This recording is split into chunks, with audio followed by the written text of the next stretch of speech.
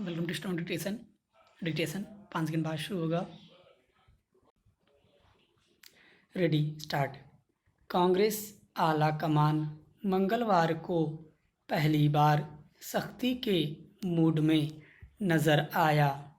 आमतौर पर अपने बागी नेता के खिलाफ हाथाजोड़ी का व्यवहार रखने वाले पार्टी नेतृत्व ने राजस्थान में कुछ नेताओं के बगावती तेवरों पर कठोरता दिखाते हुए प्रदेश कांग्रेस के अध्यक्ष और राज्य के डिप्टी सीएम सचिन पायलट सहित उनके साथी 2 बागी मंत्रियों पर कार्रवाई की। पार्टी विधायक दल की 2 बैठकों से लगातार अनुपस्थित रहने के बाद की गई इस कार्रवाई में तीनों को उनके पदों से मुक्त कर दिया गया है। यद्यपि उनकी पार्टी सदस्यता बरकरार रखी गई है। पार्टी ने उनके साथ विद्रोही तेवर दिखा रहे कुछ अन्य विधायकों पर अभी कोई कार्रवाई नहीं की है। शायद इसके पीछे वजह इस कहानी का अगला अध्याय हो, जिसमें देर सवेर सरकार को विधानसभा में बहुमत सिद्ध करने की ज़रूरत पड़े। हालांकि पार्टी दावा कर रही है कि उसके पास 200 सदस्यीय विधानसभा में पूर्ण बहुमत है, लेकिन तब भी शायद वह बागियों को सख्त कार्रवाई के बीच वापस लौटने का एक और मौका देना चाहती है। कांग्रेस ही नहीं, पिछले सालों में देश के राजनीतिक दल अनुशासनहीनता के मामलों में कमज़ोर पड़ते दिखे हैं। हर चुनाव, चाहे वह लोकसभा, विधानसभा का हो या फिर स्थानीय संस्थाओं का, बागियों के लिए स्वर्णिम अवसर बन गए हैं।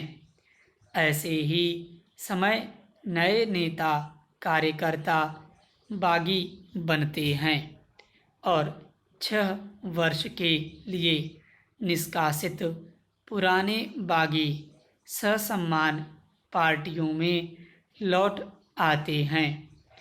इसका असर यह होता है कि पार्टी की रीति नीति या उसके निर्देशों का विरोध करने वालों के हौसले बुलंद होते हैं। तब दलीय अनुशासन का भगवान ही मालिक होता है। Para change.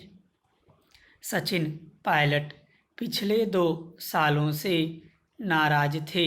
दिसंबर 2018 में हुए राज्य विधानसभा चुनाव के वक्त वे पार्टी के प्रदेश अध्यक्ष थे।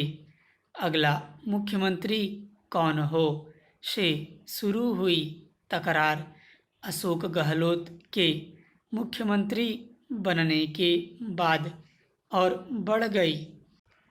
मध्य प्रदेश में ज्योतिरादित्य सिंधिया कमलनाथ के साथ उप मुख्यमंत्री नहीं बने, लेकिन पायलट ने वैसा नहीं किया।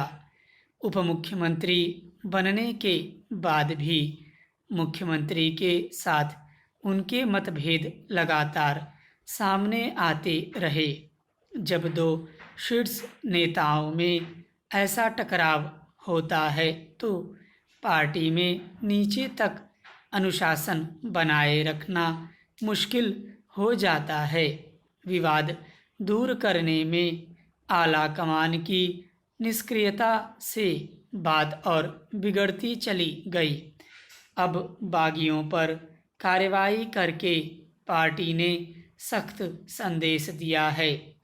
प्रश्न इस बात का है कि राजनीतिक दलों को किस बात का डर सताता है कि वे अपने बड़े नेताओं पर कार्रवाई नहीं कर पाते।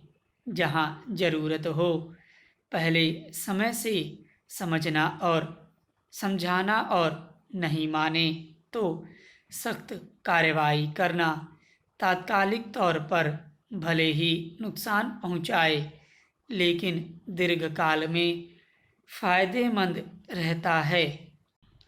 ऐसा हुआ होता तो कांग्रेस को न मध्य प्रदेश की अपनी सरकार खोनी पड़ती और न ही राजस्थान में यह स्थिति बनती। राज्य की कांग्रेस सरकार के लिए भी आगे आने वाला समय हर दिन चुनौतियों का होगा। ये पार्टी के अंदर से भी होंगी और बाहर भाजपा से भी। स्टॉप।